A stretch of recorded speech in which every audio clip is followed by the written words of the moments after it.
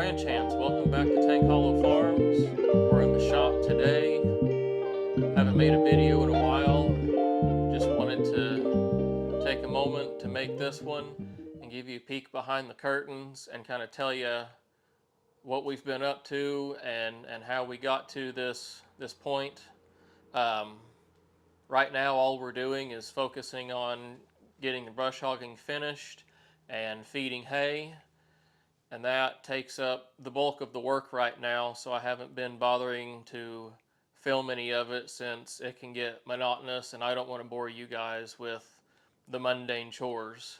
So that's pretty much all we've been up to lately. But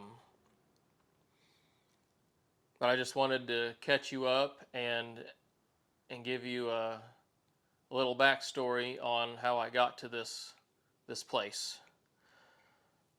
A little over 5 months ago, I lost my pawpaw. He was quite an amazing man. He was the type that when he spoke, you better listen. And he was humble and he was kind, and nobody worked harder than he did. We always said that there was nothing that he could not do, and he proved that day in and day out. I heard someone say once that the only two people you should compare yourself to are Jesus Christ and yourself from yesterday. But I would argue he needs to be on that list. In all of my life, he was his own one-man show, and he did everything on this farm because that's how he learned it. But I would still tag along and help him and be right there with him as much as I possibly could. When I was 3 years old, roughly, I went and helped him build a gate.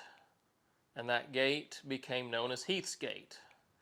And it is still a functioning landmark on the property today. And of course, as I got older, I came to view farm work as a punishment because I had entered the rebellious teenager years. So I hated it. I didn't want anything to do with it.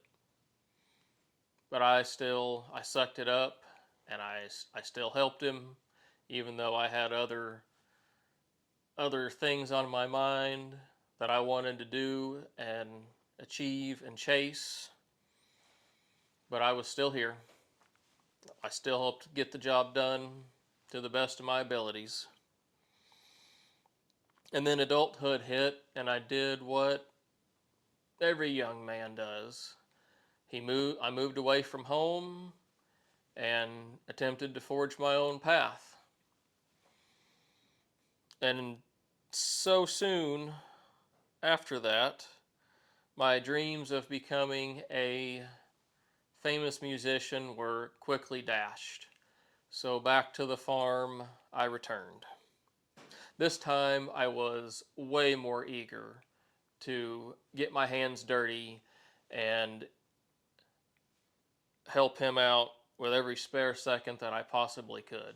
But since he was still the one-man wrecking crew, I still had to get a job and to support myself and my family, and I used my spare time to help out. But that all changed when he got sick. The whole family stepped in and we made it work, and we got it done, doing the best we could to fill his size 11 boots, of course. And we made it work. And during that time, I managed to get my real estate license because I knew that I did not want to work in manufacturing for the rest of my life. But then when he passed, everything changed. We were all absolutely devastated. We didn't know what we were going to do.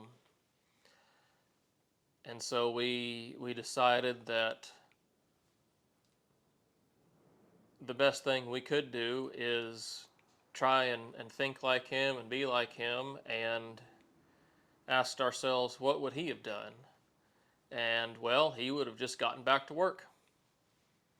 So that's what we decided to do. So it was that time I made the decision to leave my manufacturing job and into this role of just wanting to make him proud and continue the legacy that he left behind.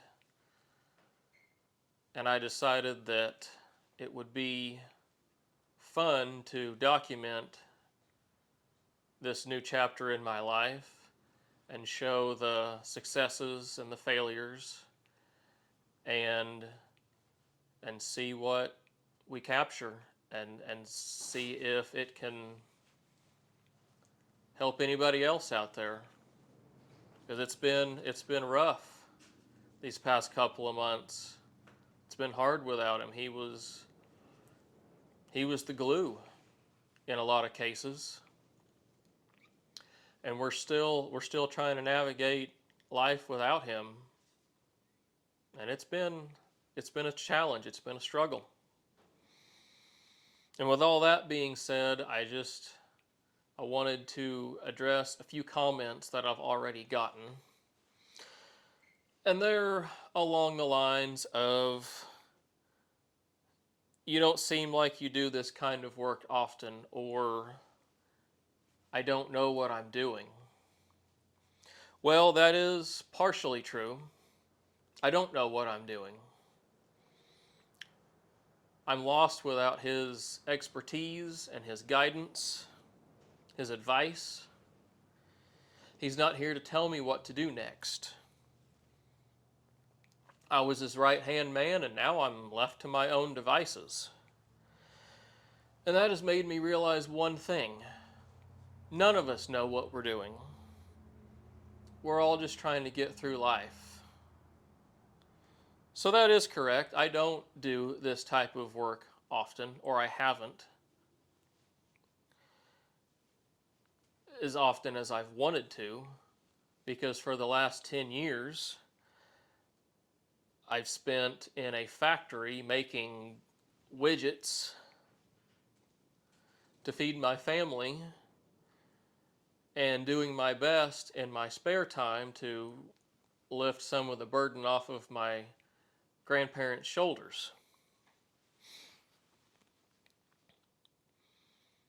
So I don't know what would possess anyone to leave these types of comments. Maybe it's my awkward nature or my beginner filmmaking abilities. Who knows? But I do know it must really suck to be such a miserable fool that takes pleasure in putting others down. Because I'm sure they were born with the expertise and the know-how to do everything and do it right and be perfect at it. So thank you for pointing out my flaws and giving me the motivation that I need to keep going. Anyway, I guess that's about enough ranting for today. I'm going to go finish feeding. Well, first I've got to run to the feed store because the feed store didn't have any feed this morning, so go figure. And then I'll find whatever else I can to take care of that needs attention. So please keep praying for us as we're praying for you. Please remember to like and subscribe. It really helps out the channel. Thank you for watching. Thank you for your support, and we will see you on the next video.